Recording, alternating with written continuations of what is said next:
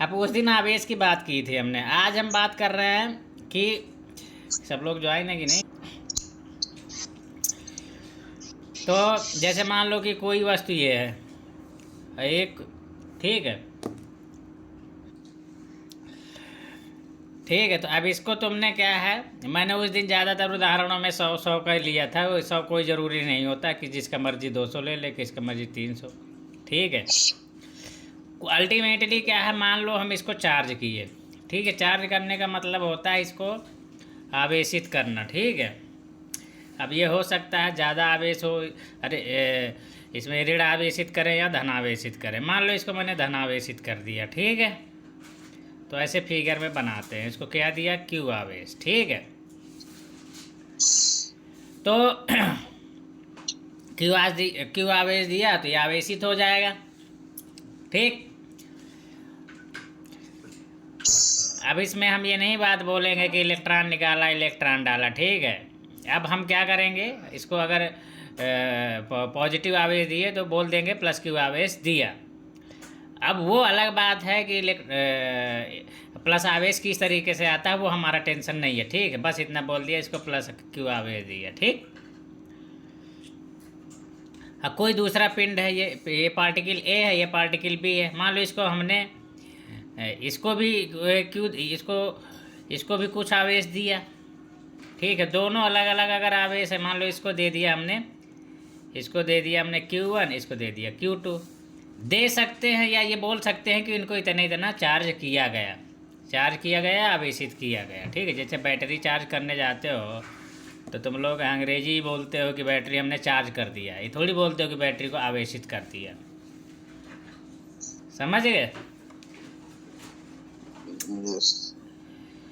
तो तुम लोग करते क्या हो, जब बैटरी को जैसे अपना चार्जर ही चार्ज करते हो, जो चार्जर जो होता है उसको जब कंपनियों में देखने जाओगे तो चार्जर नहीं बोलते उसको, नहीं सॉरी, हाँ ठीक है। तो ये तो एडाप्टर होता है, इसको हालांकि बोलते हैं। तो तुम्हारी मोबाइल की बैटरी होती है, वो उसको हमेशा तुम चार्ज करते हो। तो क्या होता है मोबाइल की बैटरी में, क्या होता है उसमें, वो एक प्रकार का संधारित्र होता है, ठीक है। कल आगे पढ़ोगे, ठीक। तो उसको चलो आगे डिस्कस कर लेंगे, अभी यहाँ पे करने की ज़रूरत नहीं है। इनको आवेशित की थी, तो ये भी धनावेश, ये भी धनावेश, ये क्या करेंगे एक दूसरे को, जल्दी बोलो, लेंगे शब्द होता है प्रतिकर्षित करेंगे, ठीक है। प्रतिकर्षित करेंगे, ठीक है। प्रतिकर्षण बल लगेगा इनके बीच में, ठीक। उस प्रतिकर्षण बल, अगर मान लो ये वाला ए धन आवेशित है और ये ऋण आवेशित है, सॉरी इसको ऋण आवेशित को ऋण ऐसे ऐसे लगा देते हैं, ठीक है। तो इन दोनों के बीच में कौन सा बल लगेगा, आकर्षित, ये आकर्षण का बल लगेगा, ठीक है। तो आकर्षित करेंगे, ठीक। आकर्षित, सही से नहीं लिखा क्या, आकर्षित, सही है, ठीक है। तो कई बार जैसे प्रतिकर्षण के बल में क्या है ना, ऐसे लाइन खींचो और चिन्ह ऐसे लगा दो, ये प्रतिकर्षण बल हो गया, ठीक है। आकर्षण में एक लाइन खींचो और दोनों तीरों को एक दूसरे के मुंह की तरफ लगा दो, ये आकर्षण हो गया, ठीक है। ये प्रतिकर्षण हो गया। इस तरीके से कई जगह मिलेगा, ठीक है। अब ये आकर्षण का बल होगा या प्रतिकर्षण का बल, या निगेटिव निगेटिव दोनों होंगे। ये मान लो ये भी निगेटिव, ये भी निगेटिव, ठीक है। तो ये क्या करेंगे, बहुत टाइम लेते, प्रतिकर्षित करेंगे, ठीक। प्रतिकर्षण बल लगेगा दोनों के बीच में। अगर पूछे बल कौन सा लगेगा तो प्रतिकर्षण का। एक दूसरे को ये क्या करेंगे, प्रतिकर्षित करेंगे, ठीक है। अब बराबर बल लगाएंगे, विपरीत दिशा में बल बराबर लगाएंगे, समझ गए। ये इसको जितने बल से प्रतिकर्षित करेगा, ये वाला, ये मान लो ए है, ये बी है, बी को ए जितना प्रतिकर्षित बल लगाएगा उतने बी में ए भी लगा देगा, ठीक है। तो न्यूटन का नियम यहाँ लागू होता है, ठीक है। और ये ऐसा बल है विदाउट कांटेक्ट, इसमें बिना कांटेक्ट के ये वस्तु यहाँ रखी है फिर भी बल लगाती है, ठीक है।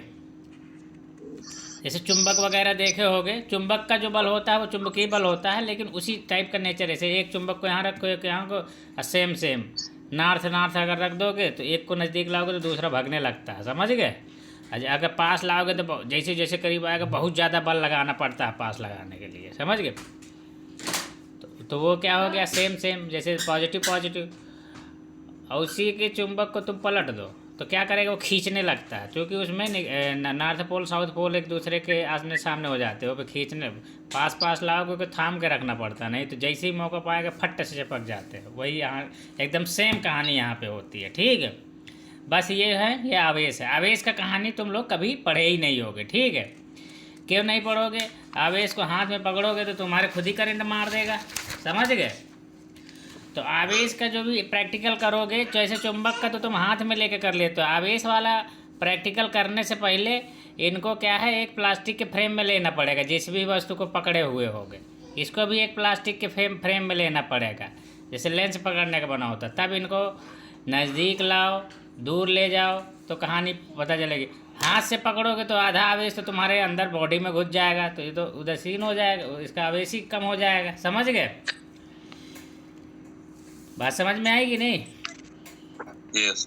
तो इसलिए वो तो ऐसे मैं प्रैक्टिकल बात बता रहा हूँ मैं, लेकिन ऐसा कोई किताब में लिखा नहीं होता है, लेकिन जनरल सेंस में ऐसा हो, मतलब प्रैक्टिकली तुम इतना लॉजिक लगा दे कर। चलो ठीक है। अब इनके बीच में बल कितना लगेगा, इस बात के लिए कूलाम ने मोटा मोटा एक नियम दिया था। बाद में इसको जो है गॉस के नियम से भी इसको प्रूव करते हैं। अभी हम देख लेते हैं। मान लो ये एक आवेश है, एक आवेश ये है, ठीक है। अरे एक वस्तु ये है, एक वस्तु ये है। इसमें मान लो आवेश Q1 है, इसमें आवेश Q2 है, ठीक है। अब ये Q1 Q2 किसी भी टाइप के हो सकते हैं। Q1 हो सकता है पॉजिटिव हो, Q2 निगेटिव हो, तो आकर्षण का बल होगा, ठीक है। Q1 निगेटिव, ये भी निगेटिव, प्रतिकर्षण का हो जाएगा। दोनों पॉजिटिव तब भी प्रतिकर्षण का हो जाएगा, ठीक है। तो इनके बीच में जो बल लगेगा, जो भी बल लगेगा, मान लो F बल लग रहा है इनके बीच में, ठीक। इनके बीच की दूरी कितनी है, R, ठीक है। ये वाली इन सेंटर टू सेंटर डिस्टेंस लेते हैं, ठीक है। तो इनके बीच जो बल लगेगा उसने इसे अंदाजे से आइडिया लिया और कैलकुलेट किया, प्रैक्टिकल किया और उससे आइडिया लिया। तो उसने देखा कि जो बल होता है दोनों आवेशों के गुणनफल के अनुक्रमानुपाती होता। पहली बात तो ये देखा उसने। दूसरा बात ये देखा, यही बल जो है दोनों बलों के दूरी के दोनों आवेशों के बीच का जो दूरी होती है उनकी दूरी के वर्ग के व्युत्क्रमानुपाती होता है। तो ये बात तुमको लिखनी भी पड़ेगी, ठीक है। ऐसा कि अभी इतना आउटडेटेड हो गई थ्योरी, इसमें सवाल बहुत कम पूछता है, लेकिन जानना तो ज़रूरी है ही है। तो F बराबर में, F किसके प्रोपोर्शनल में होगा, आवेश। इस कहने का मतलब दोनों आवेशों में किसी एक आवेश को बढ़ाओगे तो उनका गुणनफल भी बढ़ेगा, मतलब बल भी बढ़ेगा। और दूरी बढ़ाओगे तो बल घटेगा। वैसे चुंबक के बीच की दूरी बढ़ा दो, बल घटने लगता है।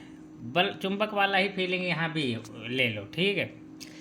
इन दोनों को मिलाने पर ये तुम्हारा ये संबंध एक हो गया, ये संबंध दो हो गया। कभी भी अब ये इसको तुम समीकरण तो बोल नहीं सकते, क्योंकि यहाँ पे कोई बराबर का चिन्ह तो लगा नहीं है, ठीक है। Hello, yes sir. तो इसको हम बोलेंगे संबंध एक तथा संबंध दो को मिलाने पर, दोनों को मिला दिए,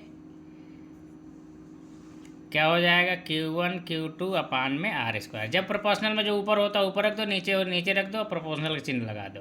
तो इनको अलग अलग भी कर सकते हो, चाहो तो इससे इसको लिख सकते हो और इससे इसको लिख सकते हो। ये तुम्हारा फाइनल रिलेशन मिला, संबंध मिला, ठीक। अब इसमें प्रोपोर्शनल का चिन्ह हटाओगे तो F K टाइम्स में Q1 Q2 अपान में R²। प्रोपोर्शनल यहाँ पे क्या क्या हो, K क्या होगा, स्मॉल K लिख दो इसको, ठीक है। तुम्हारी बुक में क्या लिखा हुआ है, इसकी K नहीं लिया, हाँ स्मॉल K ही लिखा हुआ, ठीक है। तो स्मॉल K, ठीक है। कैपिटल K इसलिए नहीं लिखते हैं कि कैपिटल K से परावर्तुतांक इसी टॉपिक का है, उसको रिप्रेजेंट करते हैं, ठीक है। विद्युत परावैद्युतांक कैपिटल के इस वजह से यहाँ पे इसको नहीं लेते हैं। के अलावा कुछ भी लिख सकते हो, ज़्यादातर स्मॉल के लेते हैं, ठीक है। स्मॉल के जो होगा ये वाला स्मॉल के, अब स्मॉल के सब लोग अपने अपने सब हिसाब से बना लेना। इसको मैं ऐसे लिख देता हूँ, ठीक है। इसको थोड़ा ये वाली लाइन बड़ी कर दो, इसको छोटा कर दो। ये क्या होगा, ये अनुक्रमानुपाती नियतांक होगा, ठीक है। अनुक्रमानुपाती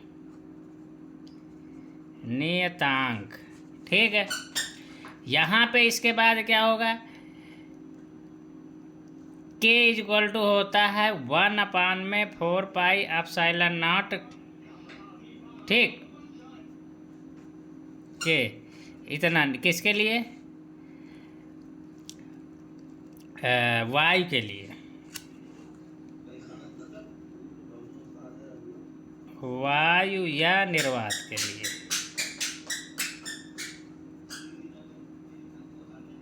ठीक है। वायु या निर्वात के लिए किसके प्रयोगों के आधार पर, ठीक है।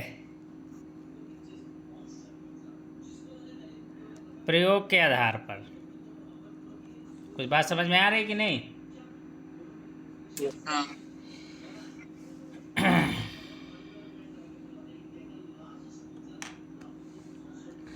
चलो ठीक है। हेलो, तो ये हो गया तुम्हारा। तो यहाँ से तो मैं ये अब तो पूछा नहीं जाता, लेकिन कभी कभी पूछ भी सकता है कि कूलाम का नियम क्या है, उसको परिभाषित करते। तो यहाँ पे के का मान लिखोगे तो 1/4πε0 Q1 Q2 R²। ये हो गया तुम्हारा कूलाम का नियम। कूलाम का नियम किसके लिए होता है, कि इन्हीं दो आवेशों के बीच लगने वाले बल के लिए होता है, ठीक है। दिख रहा है कि नहीं तुम लोग को? एक सेकंड रुकना। तो इस फार्मूले पे बहुत सवाल बनते हैं, न्यूमेरिकल बहुत बनते हैं, फार्मूला डेरिवेशन तो बहुत छोटा है, इसमें कुछ नहीं किया। अब ये इससे तुम्हारा यूपी बोर्ड का पूरा काम चल जाएगा, ठीक है। इसमें ज़्यादा और भी कुछ चीज़ें हैं एडिशनल थ्योरी, वो अभी हम नहीं बताएंगे, बाद में बता देंगे, ठीक है। इसको जब एग्जैक्ट फॉर्म में लिखते हैं तो 1/4πε0, इसमें मॉड लगा, एनसीईआरटी ने मॉड लगा रखा है, ठीक है। मॉड R², ठीक। तो ये क्या होगा, ये बल का परिमाण केवल निकलता है यहाँ से क्या निकलेगा, बल का परिमाण निकलेगा, ठीक है। क्योंकि यहाँ पे तो आवेशों को विद चिन्ह लिख दोगे यहाँ पे, तो क्या होगा, इसकी एफ की वैल्यू कभी निगेटिव आएगी, कभी पॉजिटिव आएगी, ठीक। तो यहाँ से क्या होगा, हमेशा एफ की वैल्यू पॉजिटिव आएगी, ठीक है। अब बल की दिशा क्या होगी, वो उसके लिए अलग नियम होते हैं, उसको बाद में बताएंगे, ठीक है। अभी चलो यहीं पे बता देते हैं। कोई दो आवेश हैं अगर, ठीक है, तो उसमें जो बल की दिशा होगी, मान लो ये वाला ए है आवेश, ये बी है आवेश। हालांकि ये न्यूमेरिकल लिख करोगे जब, तो वहाँ से पता चल जाएगा बहुत जल्दी। तो जो बल लगेगा इन्हीं दोनों के सेंटर के मिलाने वाली रेखा के अनुदिश हमेशा लगेगा। मान लो ये वाला, ये भी धन आवेशित है, ये भी धन आवेशित है, तो इस पर जो बल लगेगा, इसके द्वारा इस पर जो बल लगेगा, अब मान लो मैं इस पर लगने वाले बल को क्या प्रदर्शित करूं, तो ये इस दिशा में कहीं भी दिखा सकते हैं।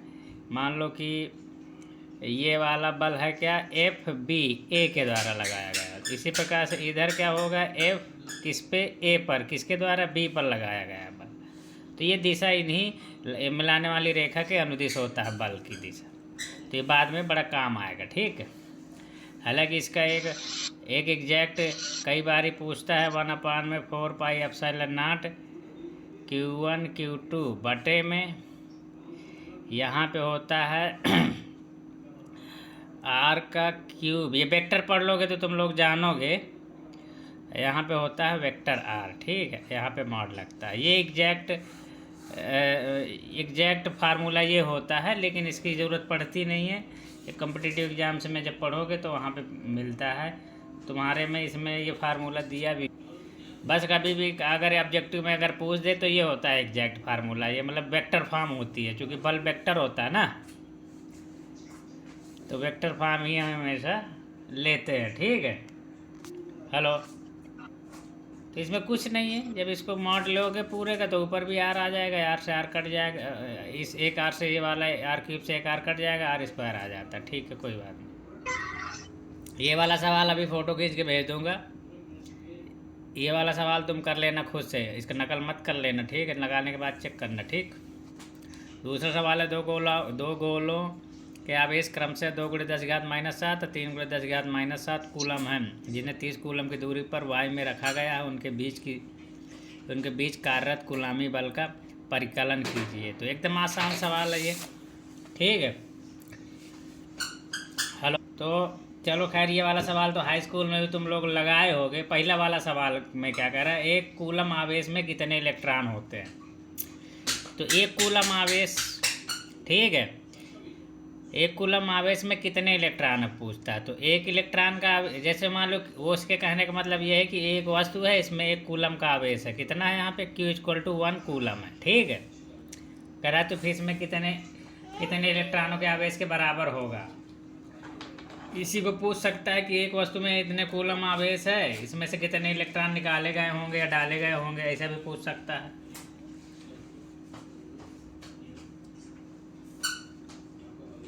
चलो, तो ऐसे फार्मूलों क्वेश्चन को हमेशा ऐसे लगाना, Q = एनी, हाई स्कूल में पढ़े होगे तुम लोग, Q = 1 कूलम है, ठीक है, सॉरी कूलम। इलेक्ट्रॉन का जो E की वैल्यू होती है 1.6 × 10⁻⁻19 होती है, ठीक है। तो क्या बचा तुमको, N क्या होता है, नंबर ऑफ इलेक्ट्रॉन होते हैं। तो N क्या होता है, इलेक्ट्रॉनों की संख्या होती है, ये पूछ रहा है, वैल्यू पुट कर दोगे, आंसर आ जाएगा। Q की जगह 1 डाल दो, N की जगह N डाल दो, 1.6 × 10⁻⁻19, तो यहाँ से N आ जाएगा, अब 1/1.6 × 10⁻⁻19। तो एक कूलम आवेश उत्पन्न करने के लिए कितने इलेक्ट्रॉनों का स्थानांतरण किया जाता है अभी पता चल जाएगा। ये हो जाएगा 1.6, 16×96, ये हो जाएगा, इसको बना देते हैं 6.25 गुणे में 10⁻+19 18, ठीक है। इतने इलेक्ट्रॉन चाहिए होंगे, समझ गए, एक कूलम आवेश उत्पन्न करने के लिए। कुछ बात समझ में आई। हेलो हेलो, अब नेक्स्ट क्वेश्चन में जो है, इसमें देख लो, नेक्स्ट क्वेश्चन ये वाला है कि 2 गोलों के आवेश क्रम से 2 × 10⁻⁷ और 3 × 10⁻�7 कूलम है, जिन्हें 30 कूलम की दूरी पर रखा गया। कूलम नहीं होगा, ये मीटर होगा, समझ गए। इसको सही करना, ये बंद था क्या, एक बार और दिखा देता हूँ। ये वाला क्वेश्चन था, यहाँ पे 30 कूलम नहीं है, ये मीटर है, ठीक है। तो ये 2 आवेश, जब कभी ऐसे सवाल लगाओ तो फिगर जरूर बना दो, ठीक है, इस तरीके वाले सवाल में, कूलम वाले में। जैसे इसमें है, एक में कितना है, इसमें इसको Q1 बोल दो, इसका में आवेश कितना है, 2 गुणे में 10⁻⁻7, इसमें Q2, इसमें आवेश कितना है, 3 गुणे में 10⁻⁻7, ठीक है। अब कुछ लोग अंदर रख देते हैं चित्र के, तो अंदर भी लिख सकते हो, कोई दिक्कत नहीं। तो सेंटर टू सेंटर डिस्टेंस, ये यहाँ से सेंटर टू सेंटर डिस्टेंस, इसको R बोलते हैं। R की वैल्यू कितना दिया हुआ है इसमें, 30 कूलम, R = 30 मीटर है, ये कूलम नहीं है, ठीक है। अब सारी चीज़ें बना दिए, क्वेश्चन नंबर 2 था ये, ठीक है, ये क्वेश्चन नंबर 1 था। अब इसमें क्या करोगे, तुमको फोर्स निकालना है, कूलम बल निकालना है। तो फोर्स का फार्मूला होता है 1/4πε0 Q1 Q2 R², ठीक है। तो यहाँ पे क्या है, जो भी वैल्यू रखते हैं हम, मॉड वैल्यू रखो, समय हम विद चिन्ह मत रखो, बुक में भी तुम्हारे यहाँ मॉड लगा हुआ है, समझ गए। तो यही वाला यूज करो हमेशा, ठीक है।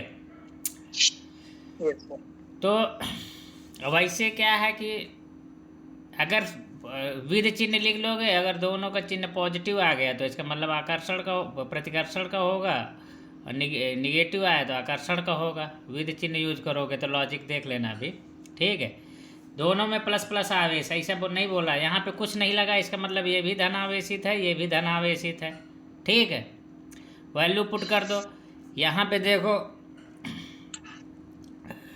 तो अभी मेरे हिसाब से चलो देख लेते हैं, माड वाड भी मत लगाना, ठीक है। इससे क्या है, तुमको अभी एक ट्रिक पता चलेगी, उससे सवाल आसानी से निकल आया करेंगे। जब माड लगाने की जरूरत पड़ेगी बताएंगे। तो एफ की वैल्यू निकालने, इसकी वैल्यू रट लो।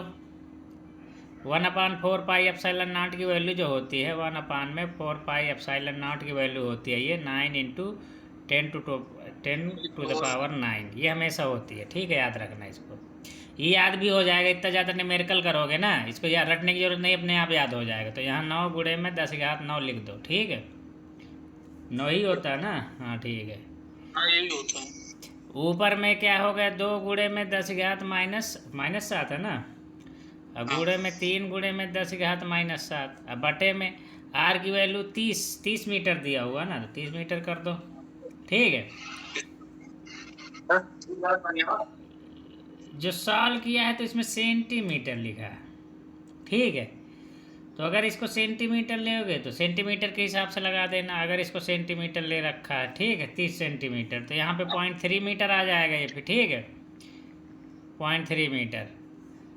तो यहाँ पे तो 0.3 मीटर का स्क्वायर कर दोगे, सॉल्व कर लेना, आसान हो जाएगा। ये यहाँ से कितना आ जाएगा, 10 की घात 7 दूनी 14, 14 में से 9 गए -5, गुणे में 9, गुणे में 3 दूनी 6, बटे में ये 3 × 0.09, इससे इसको काट दो, 100 आ जाएगा।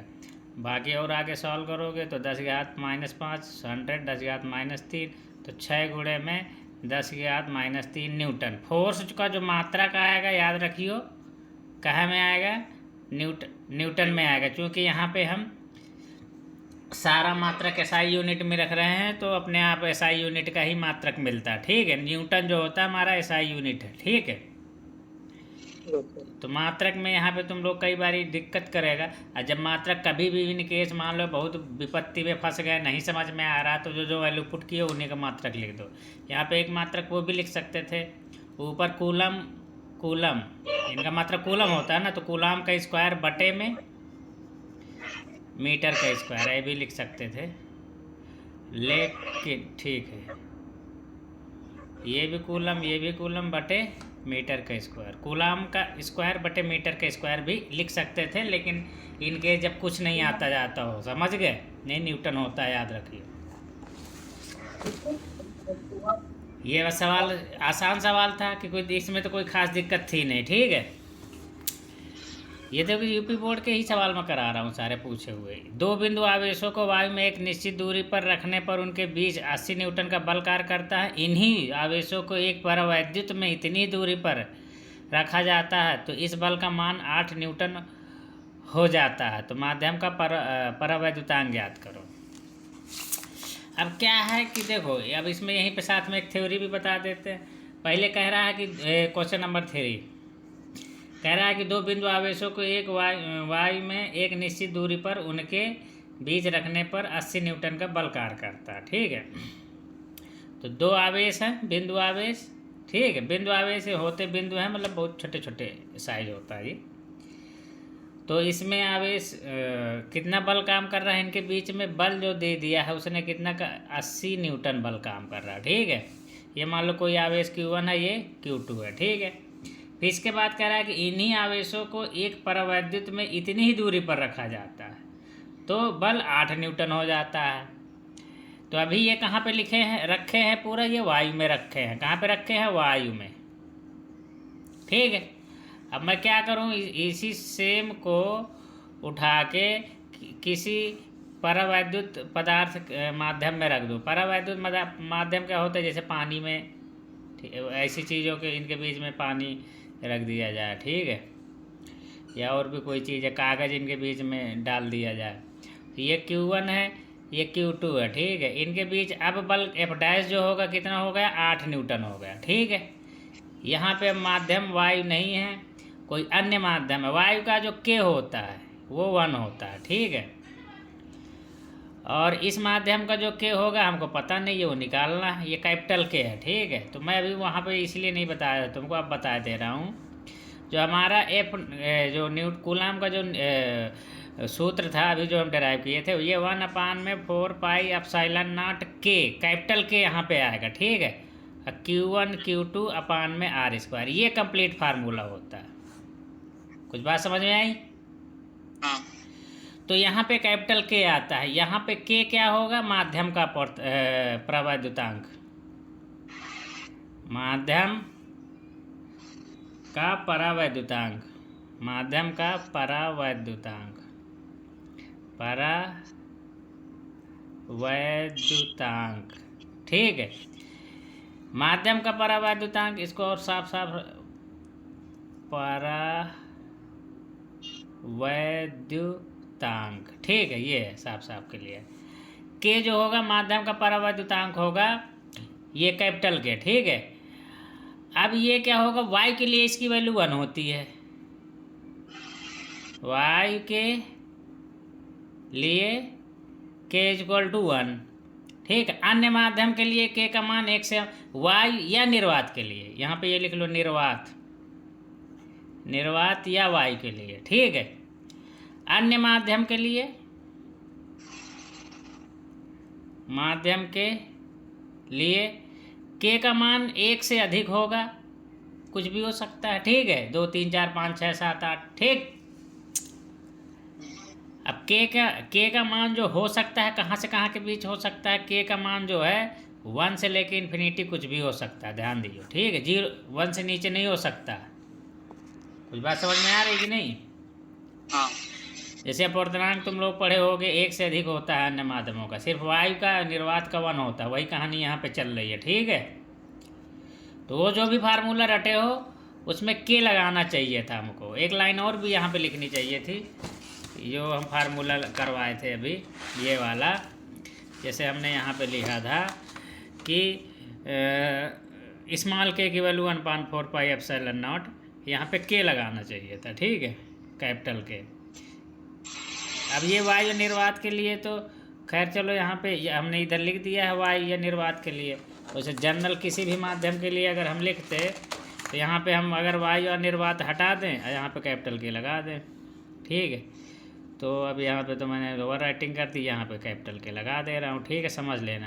ये तो थोड़ा सा दिक्कत करेगा, ऐसे लिख दे रहा हूँ, small K equal to 1/4 pi epsilon naught K, ठीक है। तो ये अब यहाँ पे y के लिए जब 1 लिखोगे तो अपने आप ये बन जाएगा। k के लिए जब k की वैल्यू 1 रख दोगे तो ये y के लिए या निर्वात के लिए बन जाएगा। कोई माध्यम होगा, मान लो उसका k के लिए मान लो 15 है, तो k की 15 लिख दोगे तो उस माध्यम के लिए फार्मूला बन जाएगा। तो ध्यान रखिए। तो यहाँ पे वो कहानी है, ठीक है। अब इसमें ज़्यादा रटने की ज़रूरत नहीं है, जब क्वेश्चन कर लोगे तो अपने आप ही सॉल्व हो जाते हैं, ठीक है। ये सारी चीज़ें अपने आप रट जाती है। अब इसमें सॉल्व करते हैं इस क्वेश्चन को। तो यहाँ पे पहली कंडीशन से, पहली शर्त से अगर लगा लोगे तो एफ इक्वल टू क्या हो जाएगा? यहाँ पे क्या है? वायु है, तो यहाँ पे लागू होगा 1/4 पाई एप्सिलॉन नॉट, के की जगह 1 रख दोगे, इंटू में Q1 और Q2 अपान में R स्क्वायर। ये तुम्हारा समीकरण 1 मिल गया। यहाँ से दूसरी वाली कंडीशन से द्वितीय कंडीशन के अनुसार लगाओगे तो इसको एफ डैश बोल दो, यहाँ पे बल चेंज हो जाएगा, ठीक है। क्योंकि कोई अन्य माध्यम होगा तो उसमें दो आवेशों के बीच लगने वाला बल कमज़ोर पड़ जाता है, क्योंकि के का मान बढ़ जाता है। और के का मान जितना ज़्यादा होगा, इस पूरी वैल्यू का मान, ये जो इधर राइट हैंड साइड में जो भी वैल्यू आएगी वो कम हो जाएगी। किसी भी संख्या का अगर हर या नीचे वाली वैल्यू अगर बढ़ती है तो पूरी भिन्न का मान कम हो जाता है ना। तो यहाँ से एफ डैश जब निकालोगे तो क्या निकलेगा? 1/4 पाई एप्सिलॉन नॉट, आवेश तो वही रहेंगे और दूरी भी सेम ही रहेगी, बस बदलेगा तो क्या, के यहाँ पे एक्स्ट्रा आ जाएगा। के यहाँ का हमको पता नहीं, वहाँ का तो निर्वात था तो 1 लिख दिए, ठीक है। अब इन दोनों से क्या हो गया? समीकरण 2 हो गया। तुमको निकालना क्या है? के का मान निकालना है। एफ की वैल्यू तुमको यहाँ पे पता है, एफ की वैल्यू यहाँ पे 80 है, ठीक है। 1/4 pi epsilon not Q1 Q2 अपान में R स्क्वायर। यहाँ पे क्या है? तुमको एफ डैश की वैल्यू पता है 8 न्यूटन है। 1/4 pi epsilon not Q1 Q2 अपान में R स्क्वायर, ठीक है। तो अब इनको बोल दो, ये समीकरण नंबर 2 हो गया, इसको हटा दो। इसको समीकरण नंबर 1 मान लो। अब इन दोनों से तुमको चीज़ें पता है, तुमको तुम्हारे पास है। अब ऐसे देखोगे तो यहाँ पे अननोन बहुत हैं, Q1 भी अननोन है, Q2 भी, R स्क्वायर भी, लेकिन हमको इन सबको निकालने की जरूरत नहीं। हमारा मेन फोकस क्या है, K का मान पता चल जाए, काम खत्म, हमारा क्वेश्चन सॉल्व हो गया। तो इसके लिए क्या करेंगे ऐसे केसेस में, सिंपली या तो यहाँ से इस पूरे की वैल्यू निकालो और यहाँ पे पुट कर दो Q1 Q2 अपान R स्क्वायर की, और साथ में इस 4 पाई एप्सिलॉन t। सबसे आसान तरीका ये है, इसको इसमें भाग दे दो, तुरंत सॉल्व हो जाएगा। सब cut, left hand right hand side में जो सेम चीज़ है कट जाएगी अपने आप, ठीक है। तो मैं क्या करना हूँ, समीकरण 1 में 2 का भाग दे रहा हूँ, 1/2 यहाँ पे लिख दिया मैंने, ठीक है। अब ज़्यादा डिटेल में नहीं लिख रहा। तो यहाँ पे ऊपर वाला 80 हो जाएगा बाएं साइड का, और नीचे 8 हो जाएगा ये वाला, इक्वल टू ऊपर में ये हो जाएगा 1/4 pi epsilon not Q1 Q2 अपान में R स्क्वायर। नीचे में ये वाला हो जाएगा 1/4 पाई एप्सिलॉन नॉट K आ जाएगा यहाँ पे, ठीक है, कैपिटल K। ये हो जाएगा Q1 Q2 अपान में R स्क्वायर, ये कट जाएगा।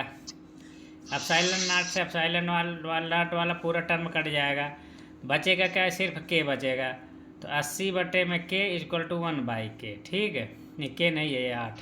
तो यहाँ से K वैल्यू हमारी कितनी आ जाएगी, 1/10 तो नहीं आनी चाहिए, उल्टा कर दिया क्या हमने। ये K ऊपर जाएगा, ठीक है। ये हमें ये वाला K बटे में है ना, तो ये वाला K ऊपर जाएगा, कैलकुलेशन हमारा गड़बड़ था। तो यहाँ से K इक्वल टू 10 आ जाएगा, ठीक। गलती से अगर K की वैल्यू 1 आ जाए तो समझ लेना कि सवाल हमारा कहीं ना कहीं गलत है, ठीक है, क्योंकि K की वैल्यू कभी भी 1 से कम हो ही नहीं सकती, ठीक है। न्यूमेरिकल अब बहुत पूछे भी जाते हैं। देखो 2017 में पूछा, 2 धनावेश जो परस्पर 0.1 मीटर की दूरी पर है एक दूसरे को 8 न्यूटन के बल से प्रतिकर्षित करते हैं। यदि दोनों आवेशों का योग 9 माइक्रो कूलम हो तो उनके अलग अलग मान ज्ञात करो, ठीक। इसमें कह रहा है 2 धनावेश जो कि परस्पर 1 मीटर की दूरी पर है, ये भी धनावेश है, ये भी धनावेश है, ठीक है। कितनी मीटर की दूरी पर है, ये वाली दूरी कितनी है, 0.1 मीटर, ठीक है। इसको R भी बोलते हैं, ठीक है। 18 न्यूटन के बल से प्रतिकर्षित करते हैं। इनके बीच में एक बल F लग रहा है, वो 18 न्यूटन का है, ठीक है। फिर क्या कह रहा है, दोनों आवेशों का योग अगर 9 इसका मान लो आवेश Q1 है और इसका Q2 है, ठीक है। प्रतिकर्षित कर रहे हैं, मतलब कि ये दोनों, यहाँ तो धनावेश लिख ही दिया है तो प्रतिकर्षित ही करेंगे, ठीक है। तो दोनों के अलग अलग मान बताओ, तो निकाल लेते हैं। तो यहाँ पे क्या दिया है तुम्हारा, ये तो दे ही दिया है, क्वेश्चन नंबर 4 है, ठीक है। यहाँ पे क्या दे दिया तुम्हारा, Q1 प्लस Q2 दोनों आवेशों का योगफल उसने दे रखा है, कितना, 18 न्यूटन, ठीक, इतना दे रखा है। तो कह रहा है कि उनके अलग अलग मान ज्ञात करो, ठीक है। तो हमको क्या है, हमको एक ही कहानी अभी आती है, जितना भी हमने पढ़ा है कूलाम का फार्मूला, तो उसको पहले लिख के रख लो, उसको देखो ऊपर से नीचे तक कुछ दिख ही जाएगा। 1/4 pi epsilon not K Q1 Q2 अपान में R स्क्वायर, ठीक है। अब यहाँ पे ये बात उसने नहीं लिखा है कि ये वाई में लिखा है या निर्वात में है, किसी अन्य माध्यम में। अगर कुछ नहीं लिखा है तो हमेशा K की वैल्यू 1 ले लेना, ठीक है। अगर कुछ भी नहीं लिखा हो तो उसको वाई या निर्वात मान के चलना, ठीक है, नहीं तो फिर वैल्यू कहाँ से लाओगे। तो यहाँ पे फार्मूला जो अप्लाई करोगे 1/4 pi epsilon not Q1 Q2 अपान में R स्क्वायर, ये फार्मूला यूज करोगे, ठीक है। वैसे तो एग्जैक्ट फार्मूला K होता है, लेकिन अगर कुछ भी नहीं दिया तो K का मान 1 लेके चलेंगे हमेशा, ये बात ध्यान रखना, ठीक है। अब इसमें तुमको एक समीकरण तो उसने दे ही दिया है कि Q1 plus Q2 equal to 18 Newton. एक चीज़ और, अब तुम्हारे पास 2 अननोन है, 2 अज्ञात है, Q1 और Q2 निकालना, Q1 Q2 है, तो एक समीकरण की जरूरत होनी चाहिए। मैं पहले भी बता चुका हूँ, जितने अज्ञात हैं उतने समीकरण होने चाहिए। तो एक समीकरण तुमको यहाँ से मिल जाएगा, कैसे, F की वैल्यू यहाँ पे डाल दो, 18 न्यूटन कितनी है, Q1 Q2 का योगफल 9 माइक्रोकूलम है, ये गलत लिख दिया मैंने, 9 माइक्रोकूलम है। तो इसको माइक्रोकूलम को 9 गुणे में 10⁻⁻6 लिख सकते हो, ठीक है, कूलम में, ठीक। ये अभी क्या है, कूलम में है। इसी को Q1 plus Q2 equal to 9 micro coulomb ऐसे भी लिख सकते हो, ठीक है, जो तुमको उचित लगे। ये इससे भी आंसर आ जाएगा, इससे भी, दोनों से करा दूंगा मैं, ठीक है। यहीं पे बहुत बच्चे गच्चा खाते हैं, इसी पॉइंट पे मैं भी बताता हूँ। यहाँ पे 18 न्यूटन है, दोनों आवेशों के बीच लगने वाला बल। इसकी वैल्यू तो तुमको पता ही है, 9 इंटू 10⁻9 होती ही है। Q1 Q2 हमको पता नहीं है, और दूरी हमको पता है 0.01 का स्क्वायर, ठीक है। तो यहाँ से क्या कहानी होगी हमारी, देखोगे सॉल्व करोगे तो देखो Q1 Q2 की यहाँ से वैल्यू मुझे पता चल जाएगी। Q1 Q2 इसको 0.1 है, स्क्वायर करूँगा तो 0.01 आएगा। यहाँ पे 9, यहाँ पे 1/9 नहीं है, 9 इंटू 10⁻9 है, ठीक है। तो यहाँ से क्या आ जाएगा, 9 1 का 9, 9 दूनी 18, तो 2 गुणे में ये हो जाएगा 0.01, इसके साथ मल्टीप्लाई होगा 11 हो जाएगा। तो कितना आएगा, 2/10⁻11, तो Q1 Q2 इक्वल टू कितना हो जाएगा, 2 माइनस नहीं, इधर होगा 10⁻11। इसी को मैं ये लिख सकता हूँ, Q1 Q2 इक्वल टू 20 गुणे में 10⁻12, ऐसे लिख सकता हूँ, क्यों? Hello, yes sir. तो इसको मैंने ये लिख दिया। ये वाला कितना है मेरा, एक समीकरण मेरा ये मिल गया, ये समीकरण नंबर 2 हो जाएगा, ये 1 हो जाएगा। ये क्या है, Q1 Q2 इक्वल टू 9, इसको यहीं पे लिख लूँगा, Q1 plus Q2 equal to कितना है, 9 इंटू 10⁻6। ये समीकरण 1 था मेरा, ठीक है। अब तुम्हारे पास 2 समीकरण है और 2 अननोन है, आराम से हल कर लोगे, ठीक है। अब ये सवाल बहुत पूछा जाता है, ये बात ध्यान रखना, बहुत ही ज़्यादा पूछा गया है और हमेशा पूछा जाता है। इसमें दिक्कत क्या है, इसके लगाने के बाद इसमें दिक्कत कुछ नहीं है। इसमें द्विघात समीकरण बनता है, यहाँ से वैल्यू उठा के इसमें डालो, चाहे यहाँ से एक को तुम वो प्रतिस्थापित करोगे, Q1 की वैल्यू उठा के यहाँ डाल दो तो Q2 में समीकरण मिल जाएगा, या Q2 की वैल्यू उठा के यहाँ डाल दोगे तो Q1 में समीकरण मिल जाएगा। द्विघात समीकरण बनेगा, फिर उसको हल करना पड़ता है। और कई बच्चे इसमें गच्चा खा जाते हैं कि घात वात लगा है, एडजस्ट कैसे करें, ठीक है। चलो, तो Q1 plus Q2 equal to 9 into 10⁻6 है ना। Q1 Q2 है 20 इंटू 10⁻12, ठीक है। तो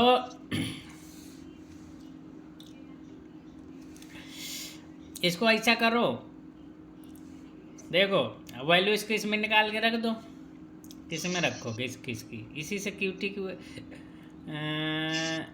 यहाँ से Q2 की वैल्यू निकालो, यहाँ पे रख दो। Q1 तो पहले से है, Q2 कितना हो जाएगा, 9 इंटू 10⁻6 माइनस में Q1 और Q2, ये तो Q2 की वैल्यू हो गई, ठीक है, इक्वल टू 20 गुणे 10⁻12, ठीक है। इसका मल्टीप्लाई कर दो इसमें, तो माइनस का Q1 का स्क्वायर और 9 इंटू 10⁻6 Q1 और 20 गुणे में 10⁻12, ठीक है। तो यहाँ पे सॉल्व कर लोगे। तो मैं क्या करता हूँ, इसको कुछ कैलकुलेशन में देख लेना, कहीं कुछ छूट गया होगा तो हो सकता है आंसर में, चलो वो तो पकड़ में आ जाएगा। यहाँ से मैं Q1 का स्क्वायर माइनस में 9 इंटू 10⁻6 Q1 इक्वल टू, चलो ठीक है, इसको भी इधर ले आता हूँ। तो ये इसको तो मैंने प्लस कर दिया, ये माइनस हो जाएगा, ये भी माइनस हो जाएगा, इधर लाऊंगा प्लस हो जाएगा। तो प्लस का 20 गुणे में 10⁻12, ये हाई स्कूल की गणित है, मैं लगा रहा हूँ, सवाल वहीं पे ख़त्म हो गया फिजिक्स का, ठीक है। तो ये क्या है, एक प्रकार से ये क्या है, x स्क्वायर और x और प्लस बिना एक्स वाला टर्म। ये क्या द्विघात समीकरण है कि नहीं है? हाँ यहाँ से सॉल्व करोगे तो देखो इसमें क्या करो, बुद्धि ये लगा, ये तो घाते हैं, ठीक है, जैसे 2 गुणे 10 की घात -6 है, ये 10 की घात -12 है, ठीक है। हमको बेसिकली इसको तोड़ना है, इसके गुणनखंड को तोड़ना है इसके रूप में कि योगफल 9 आ जाए, ठीक है। तो कितना बनेगा? क्यों 5 जोगो 20, काम खत्म, ठीक है। हाँ 5 20। इसको मैं तोड़ सकता हूँ कैसे? Q1 के स्क्वायर है ही है, इसको मैं क्या लिख देता हूँ, माइनस का 5 गुणे में 10 की घात -6, और फिर एक और लिख देता हूँ Q1 माइनस का 4 गुणे में 10 की घात -6 Q1, प्लस में इसको भी तोड़ के लिखना पड़ेगा, तो 5 गुणे में 10 की घात -6 और गुणे में 4 गुणे में 10 की घात -6, ठीक है। इस तरीके से लिखोगे तो देखो इनको गुणा 10 की घात -6, 10 की घात -6, इसको आधी घात इसको दे दिया और आधी घात 5 वाले टर्म को दे दिया, आधी घात 4 वाले, जब गुणा करोगे तो 12 आ ही जाएगा। और ये वाला टर्म इसके बराबर है, जैसे x को तोड़ते थे ना, तोड़ते थे कि नहीं? हाँ हाँ ऐसे ही तोड़ते थे। तो यहाँ से कॉमन कर लो, कॉमन करके जब Q1 कॉमन करोगे तो यहाँ से कितना बचेगा, Q1 माइनस में 5 गुणे में 10 की घात -6, इस वाले में कॉमन कर लो, माइनस में 4 गुणे में 10 की घात -6 कॉमन करोगे तो यहाँ से Q1 माइनस में 5 गुणे में 10 की घात -6 बचेगा इक्वल टू 0। यहाँ से सॉल्व करोगे तो Q1 माइनस में 4 गुणे में 10 की घात -6 आएगा, इधर आ जाएगा Q1 माइनस में 5 गुणे में 10 की घात -6 इक्वल टू 0, ठीक है। तो यहाँ से Q1 बराबर एक तो आएगा 4 गुणे में 10 की घात -6 और एक दूसरा Q1 भी आएगा 5 गुणे में 10 की घात -6, ठीक है। 2 वैल्यू आएंगी, यहाँ पे या लिख दो या, ठीक है। तो इसी हिसाब से जब Q2 की वैल्यू निकालोगे तो चूँकि दोनों को योगफल 9 है तो जब ये 4 होगा तो ये 5 हो जाएगा Q2, ठीक है। और जब ये 5 होगा तो ये 4 हो जाएगा। क्यों, समझ में आ रही बात कि नहीं? तो ये सवाल बहुत बार पूछा गया है। तो एक तो तरीका ये है, ये ऑब्जेक्टिव पूछ देता है तो विद इन 30 सेकेंड या 1 मिनट लगाना पड़ता है, लेकिन और भी इसके शॉर्टकट्स भी हैं। तो शॉर्टकट यूपी बोर्ड में तो नहीं यूज कर सकते क्योंकि वो गलत चीज़ हो जाएगी, टीचर ढूंढता रहेगा तुम्हारा उत्तर कहाँ से आ गया, समझ गए? अब चलो अभी एक ही प्रोसेस सीख लो, दूसरा प्रोसेस मत सीखो, दूसरा बाद में बताएंगे, वो बहुत बार ये सवाल आएगा, ठीक है। ये तो सिंपल प्रोसेस हो गया, ठीक। अब इसी सवाल को अगर मैं ऐसे लगाना चाहता, Q1 और Q2 इक्वल टू कितना दिया है, Q1 प्लस Q2 दिया है 9 माइक्रोकूलम दिया है, ठीक है। और या इसी को लिख सकते हो 9 गुणे में 10 की घात -6 कूलम। अब Q1 इंटू Q2 मेरा कितना आ रहा है, 20 गुणे में 10 की घात -12, ठीक है। तो यहाँ पे देखो Q1 plus Q2 equal to 9 गुणे में 10 की घात -6। तो कोई दो आवेश हैं, उनका गुणनफल 20 हो, योगफल 9 हो, तो ऐसे संख्या ढूंढ लो, मिल जाएगी। कोई ऐसी दो संख्या है, डायरेक्ट लिख सकते हो इसका आंसर, लेकिन यूपी बोर्ड में तो करके दिखाना पड़ेगा। इनकेस ऑब्जेक्टिव में आ गए तो इसको सॉल्व करने की ज़रूरत नहीं है, समझ गए? कोई भी ऐसी दो संख्या जिनका योगफल 20 हो, सॉरी गुणनफल 20 हो और योगफल 9 हो, नहीं ढूंढ लोगे? क्यों, वो ढूंढ लो। घात तो अपने आप एडजस्ट हो जाएगी, उनका गुणनफल करोगे तो वजह से इसको तोड़ोगे। यहाँ पे मान लो इसको तोड़ दिए तुम, Q1 एक तो आएगा 5, एक आएगा 4 आएगा, तो उसमें तो घात तो लगेगा ही साथ में, समझ गए? 10 की घात -6, इसको ऐसे भी तो लिख सकते हो, 4 गुणे में 10 की घात -6 और प्लस में 5 गुणे में 10 की घात -6। इसमें कोई अंतर है क्या इन दोनों में? क्यों, बस इन दोनों की खासियत ये है कि यहाँ पे 3 और अगर यहाँ पे 3 और 6 लिख दोगे तो उनका गुणनफल 20 नहीं होगा, लेकिन इनकी खासियत है कि इनको गुणा भी करोगे तो इतना आ जाएगा। इसको भी मैं ऐसे लिख सकता हूँ 4 गुणे में 10 घात माइनस 6 गुणे में 5 गुणे में 10 घात माइनस 6। ठीक है, तो ये वाले जो घात वाला टर्म है ना, ये अपने आप एडजस्ट हो जाएगा। अगर ये एडजस्ट नहीं होगा तो सवाल ही गलत हो, फिर समझ गए, वो हमेशा होगा, ये कोई भी हमेशा होगा। इनको घातों को छोड़ दो, बस इनको एडजस्ट कर लो, हो गया काम। ठीक है, तो ऑब्जेक्टिव लेवल में आया तो ऐसा कर देना। ठीक है, ये तो पहले से आंसर तुमको पता हो जाएगा। मान लो बीच में कैलकुलेशन किए फंस गए तो कम से कम पहले से मोटा मोटा आइडिया हो जाएगा। ठीक है, तुमको द्विघात समीकरण बनाना है। ठीक है, तो Q1 प्लस Q2 इतना दिया है, इतनी वैल्यू दिया है ये, और Q1 इंटू Q2 इतना दिया है। तो तुम लोग हाई स्कूल में खूब पढ़े होगे, अगर कोई समीकरण दिया है और अल्फा प्लस बीटा का मान कितना दिया हुआ है यहाँ पे 9 गुणे 10 घात माइनस, Q1 को अल्फा मान लो और Q2 को बीटा मान लो, हैं? हेलो, तो कभी भी कोई भी समीकरण दिया हो, ये अल्फा हो गया, बीटा हो गया, ये अल्फा इंटू बीटा की वैल्यू है, अल्फा प्लस बीटा की वैल्यू है, तो समीकरण हमारा एक बनता है। कोई भी हम समीकरण मान लें, क्यू स्क्वायर लिख दें, जैसे एक्स स्क्वायर लिखते हैं ना, माइनस में Q1 प्लस Q2, ठीक है, और प्लस में Q1 Q2। ऐसे लिखते हो कि नहीं लिखते हो? जैसे तुम लोग पहले लिखे होगे, ये वाला खूब लिखे होगे तुम लोग, एक्स स्क्वायर माइनस में अल्फ़ा प्लस बीटा और प्लस में अल्फ़ा इंटू बीटा, ये लिखे हो कि नहीं हाई स्कूल में? क्यों? हेलो, चलो ठीक है, जहाँ Q1 Q2 समीकरण के मूल हैं, समीकरण 1 के मूल हैं या मान है, x का मान है। ठीक है,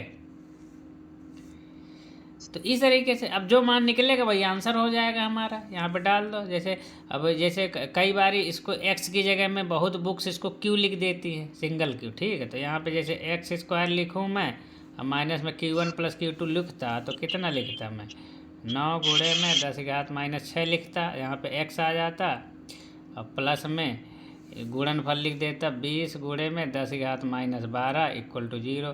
वही आया है जो तुम लोगों ने वैल्यू डाल के निकाला था समीकरण 1 और 2 को, इसकी वैल्यू इसमें डाल के जो निकाले थे यही तो आया था, बस इसमें x की जगह वहाँ पे Q1 था।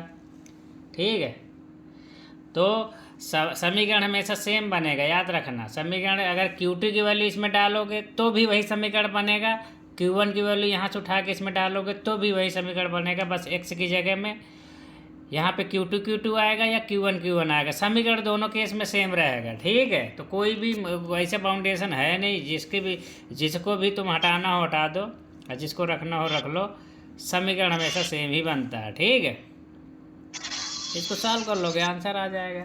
तो ये तरीके होते हैं कई बारी। अब चलो ठीक है, स्टेशन में घात है, पता चला कि 10 की घात 12 की जगह 10 की घात 10 कहीं गलती से लिख दिया, तो ढूंढ रहे हो, हैरा खोई में खो गए क्वेश्चन में ही, तो क्लियरली तुमको दिखता है ये। ठीक है, इसमें कोई ज़्यादा परेशानी वाली बात नहीं है, ये तो मैंने इसे बता दिया, बाकी वो वाला प्रोसेस। ठीक है, हेलो, यस सर। अब क्वेश्चन नंबर 5। क्वेश्चन नंबर 5 में देख लो, है कह रहा 5 गुणे 10 घात माइनस 8 कूलम आवेश के कितनी दूरी पर वैद्युत क्षेत्र की तीव्रता 450 वोल्ट पर मीटर होगी। तीव्रता का जो है मैंने अभी फार्मूला डिराइव नहीं किया, लेकिन वैद्युत क्षेत्र की तीव्रता का फार्मूला देख लो। वैद्युत क्षेत्र की तीव्रता का फार्मूला होता है, वैद्युत क्षेत्र की तीव्रता को ई से रिप्रेजेंट करते हैं, इसका फार्मूला होता है 1/4 पाई एप्सिलॉन नॉट Q अपान में R स्क्वायर। यहाँ पे एक सिंगल Q होता है। ठीक है, ये होता भी उत्पन्न किसी एक पर्टिकुलर वैद्युत क्षेत्र की वजह से है। जैसे एक कोई आवेश है, मान लो ये धनावेशित है। ठीक है, तो इसके आसपास एरिया में कोई अन्य आवेश लाओगे तो वो बल का अनुभव करेगा, या तो आकर्षण का अनुभव करेगा या तो प्रतिकर्षण का अनुभव करेगा। तो जहाँ जहाँ जितनी दूरी पर, जितनी रेंज में यहाँ पे उस तरीके के बल का अनुभव होता है, उतनी दूर तक इसके वैद्युत क्षेत्र माना जाता है कि वहाँ तक इसका वैद्युत क्षेत्र है। ठीक है, तो क्या है, इसके करीब बहुत ज़्यादा वैद्युत क्षेत्र की तीव्रता होती है, जैसे जैसे दूर जाओगे कम होती जाती है। तो वैद्युत क्षेत्र की तीव्रता मान लो इस बिंदु पर, इसके सेंटर से r दूरी पर, ठीक है। यहाँ पे वैद्युत क्षेत्र की तीव्रता अगर E है तो उसका मान निकालेंगे हम, तो इतना निकलेगा 1/4πε0 Q/r²। यहाँ पे दूसरा आवेश है नहीं तो दूसरा आवेश लिख भी नहीं सकते, ठीक है। एक ही आवेश के कारण उत्पन्न होता है। बाहर से जो आवेश लाएंगे वो टेस्ट चार्ज होता है, वो तो कोई भी हो सकता है, छोटा बड़ा। तो इस वजह से इस बिंदु पर कितनी वैद्युत क्षेत्र की तीव्रता होगी उस बात की बात कर रहा है, ठीक है। अब इसका जो है वैद्युत क्षेत्र की तीव्रता की परिभाषा भी होती है, ठीक है। उसको चलो पहले सवाल लगा देते हैं फिर बताते हैं तुमको। तो कह रहा है कि वैद्युत क्षेत्र की तीव्रता कितनी है, यहाँ पे वैद्युत क्षेत्र की तीव्रता कितनी है, 450 वोल्ट पर मीटर है, ठीक है। ये मात्रक होता है वैद्युत क्षेत्र की तीव्रता का। तो ये वाला मात्रक तुम लोग अभी आगे तुम लोग को पता चल जाएगा, ठीक है। 2-3 चैप्टर है उसमें भी ये भी वाला मात्रक होता है, और भी वैद्युत क्षेत्र की तीव्रता के मात्रक होते हैं। जब न्यूमेरिकल करोगे तो सारे रट जाएंगे, अभी रटने की कोई खास ज़रूरत है नहीं, अपने आप याद हो जाएगा। आवेश कितना है ये, यहाँ पे जो आवेश है कितना है, 5 गुणे में 10⁻⁻8 कूलम है, ठीक है। आवेश का मात्रक कूलम होता है। तो आर पूछ रखा है यहाँ पे, तो आर नहीं पता है, ठीक है, ये वाली दूरी। तो ये फार्मूला में सिंपली लिख दो। हमारा वैद्युत क्षेत्र E बराबर होता है 1/4πε0 Q/r²। तो E की वैल्यू दिया है 450 वोल्ट पर मीटर, ये SI यूनिट होता है, ठीक है। इस वजह से कोई टेंशन लेने वाली बात नहीं, डायरेक्ट वैल्यू रख सकते हो। 1/, इसकी तो वैल्यू कितनी होती है 9 × 10⁻9। Q की वैल्यू हमको दे रखा है 5 गुणे में 10⁻⁻8 बटे में R हमको निकालना है। अब इसको देखो हम सॉल्व करेंगे, तो यहाँ से देखो अब इसको सॉल्व करेंगे तो जैसे 5 × 5 = 5×9 = 45, 90 आ गया। 10⁻9 और 10⁻8, इधर 10 बचेगा, इधर भी 10 बचेगा, तो इसको काट दो और ये भी 0 भी कट जाएगा, ठीक है। तो यहाँ से R बराबर r² तुम्हारा कितना आ जाए, ये 9 से 9 भी कट जाएगा, ठीक है। तो R का वैल्यू कितनी आ जाएगी तुम्हारी 1²। तो R बराबर ±1 आएगा, ठीक है। तो दूरी जो होती है वो माइनस में होती नहीं है, ठीक है। तो R बराबर ओनली प्लस आ जाएगा, ठीक। और 1 तुम सोचोगे -1 को ऐसे कैसे छोड़ दे, ठीक है। तो यहाँ पे लिख देना R = -1 असंभव, ठीक है।